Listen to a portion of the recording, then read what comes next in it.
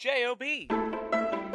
Without a doubt, this is the best 3 minutes of this week's edition of the J.O.B. Michael Ricciuti joining us on the J.O.B., chocolate maker, author of the book Chocolate Obsession.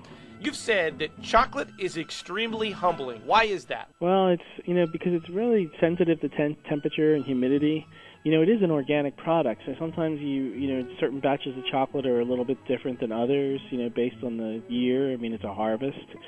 If the temperatures aren't right, there's bloom that happens where the fat separates from the sugars, the cocoa butter separates from the sugars, or there's all sorts of problems. So you think you know what you're doing, you're really comfortable, you get a little cocky with it, you decide you don't really check your work as much because you've been doing it so long. All of a sudden, wham! It just knocks you down on your feet. You really have to pay attention to it. And that's the thing about working with chocolate. It's like you can have fancy equipment and machines and stuff like that, but the chocolate really behaves on its own. It has a mind of its own. I did not know that. I like that.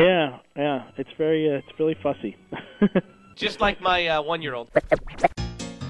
You're at the movie theater. You're standing there in line. You get to the counter aisle there. You get some popcorn and what? Snickers, Milky Way, Junior Mints, or do you just refuse to eat any other candy but your own? Junior Mints. Really? I'm a huge Junior Mint person, yeah. I love Junior Mints. You know what it is? It's a quiet eat. You ever think about it? You don't make much noise when you eat Junior Mints, versus if you have something really crunchy.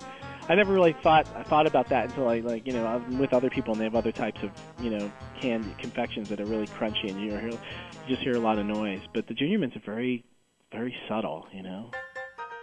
Jerry Engel, Executive Director, Lester Center for Entrepreneurship and Innovation, Haas School of Business at UC Berkeley. All right, been around this stuff for a while. Is there a better place to be an entrepreneur than the Bay Area? You've got Silicon Valley, you got the biotech industry. What is it about the Bay Area about entrepreneurship? What makes it special is the community we're in. I mean, we have a real ecosystem of entrepreneurship here. People understand it. People appreciate it. There are parts of the world, if you say you're an entrepreneur, people look at you askance. They think, what, you can't get a job? You're self-employed? What, nobody will hire you? That's a failure mode. But here in the Bay Area, you're an entrepreneur. You're a rock star. And there's all the help you could want. Everybody knows how to deal with entrepreneurs. The banks, the lawyers, the accountants, the investors. It's a rich ecosystem for entrepreneurship. Obviously, you guys are big time in the entrepreneur field. You've done everything there. You've got the research going on at UC Berkeley. You have a great faculty. You have a mentor program.